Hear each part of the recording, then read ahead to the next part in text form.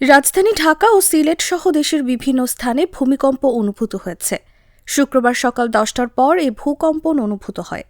বিষয়টি নিশ্চিত করে আবহাওয়া অধিদপ্তরের সহকারী আবহাওয়াবিদ ফারজানা সুলতানা জাগো নিউজকে জানিয়েছেন, বাংলাদেশে অনুভূত হওয়া ভূমিকম্পের উৎপত্তিস্থল পার্শ্ববর্তী দেশ মিয়ানমার। তিনি জানান, সকাল 10টা32 ঢাকাসহ দেশের বিভিন্ন স্থানে ভূমিকম্প অনুভূত হয়েছে।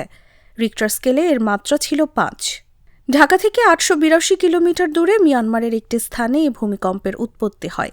এর প্রভাবে ঢাকাসহ বেশ কিছু স্থানে ভূকম্পন অনুভূত হয়েছে, জানান আবহাওয়াবিদ ফারজানা সুলতানা।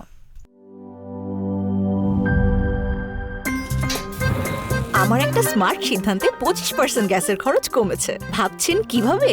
সাধারণ গ্যাস স্টোভ বদলে আমি এনেছি আরএফএল গ্যাস স্টোভ। এর সাইন্টিফিক নজেল ও ব্রাস বার্নার ক্যাপ সমানভাবে তাপ ছড়িয়ে রান্না করে দ্রুত। তাই গ্যাসও বাঁচায় 25%, টাকাও বাঁচে 25%। আরএফএল গ্যাস স্টোভ নিরাপদ ও গ্যাস সাশ্রয়ী।